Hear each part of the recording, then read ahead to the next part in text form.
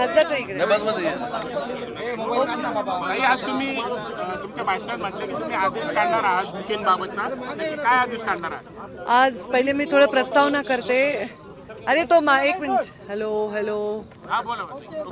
मी आज इथे स्वामी समर्थांच्या आशीर्वादाने काम करत असणाऱ्या श्री स्वामी समर्थ ट्रस्टच्या आणि शासनाच्या संयुक्त विद्यमाने आयोजित केलेल्या या भव्य अशा कृषी प्रदर्शनाला आलेली आहे. मला स्वतः आबासाहेबांनी यासाठी निमंत्रित केलं होतं. आमच्या आमदार सीमाताई पण आल्या होत्या मंत्रालयामध्ये आणि मी म्हटलं मी 9 तारखेला येऊ शकेन. मी त्या शब्दानुसार इथे आलेली आहे. अगदी वेळेवर मी पोहोचले, फार माहिती घेतली, बऱ्याचशा स्टॉल्सनाही भेट दिली आणि छान कार्यक्रम जे वेगवेगळे पर्यावरणाशी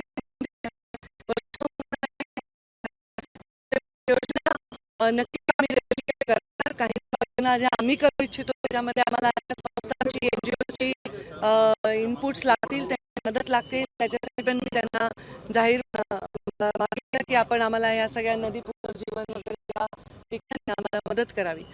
तसेच मला आज त्यांची एक संकल्पना खूप आवडली. सरकार करत असताना त्यांनी बुके दिला नाही, रोप दिले नाही, तर त्यांनी एक बियांची छोटीशी रोपटी आम्हाला दिली. कारण बऱ्याच वेळा रोप पण घेऊ शकत नाही, घेऊन जाऊ शकत नाही.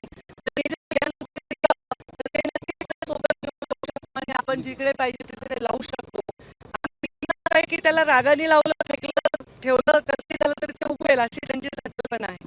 ती संकल्पना आवडली. माझ्याही डिपार्टमेंटच्या लोकांना मी कोणाचा सत्कार करताना तुम्ही शक्यतो अशा गोष्टीच्या जास्तीत राहतील तर तुम्ही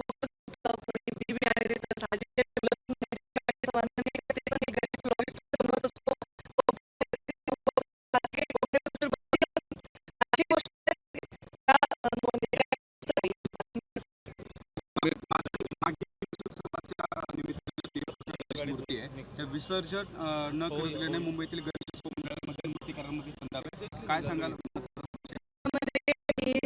शासनाच्या स्तरावर बैठक नक्कीच घेतलेली आहे आणि त्या बैठकीबद्दल आम्ही विधी व न्याय विभागाला मार्गदर्शन मागितलेलं आहे. कोर्टाचा एक निर्णय आहे आणि कोर्टाच्या निर्णयाच्या बद्दल आम्हाला अजून स्पष्टता हवी आहे. त्याबद्दल विधी व न्याय विभाग आम्हाला स्पष्टता करणार आहे. संतोष देशमुख हत्या प्रकरणाला 2 महिने पूर्ण झालेले आहेत. कुटुंब अजून देखील न्यायाच्या प्रतीक्षेत आहे. न्यायाच्या प्रतीक्षेत कुटुंब नाही, अख्खा महाराष्ट्र आहे. ज्यांना जबाबदार असणारे एकच व्यक्ती पकडलेले आहेत. राज्याचे मुख्यमंत्री जे स्वतः गृहमंत्री देखील आहेत, त्यांनी सभागृहामध्ये सांगितले आहे की ते या लोकांना न्याय देतील आणि याच्याबद्दल तात्काळ कारवाई करतील आणि कुणालाही त्याच्यामध्ये काळजी करायची कारण नाही. आणि मला जेव्हा मुख्यमंत्र्यांनी सभागृहामध्ये हे सांगितलं तेव्हा मला त्याच्यावर विश्वास बसलेला आहे आणि ते नक्की असं करतील असा मला विश्वास आहे. धनंजय मुंडेंच्या राजीनाम्याची मागणी आहे ती विरोधकांकडून त्या संदर्भात याच्यावर मी देखील या संदर्भात ट्विट केलेलं आहे.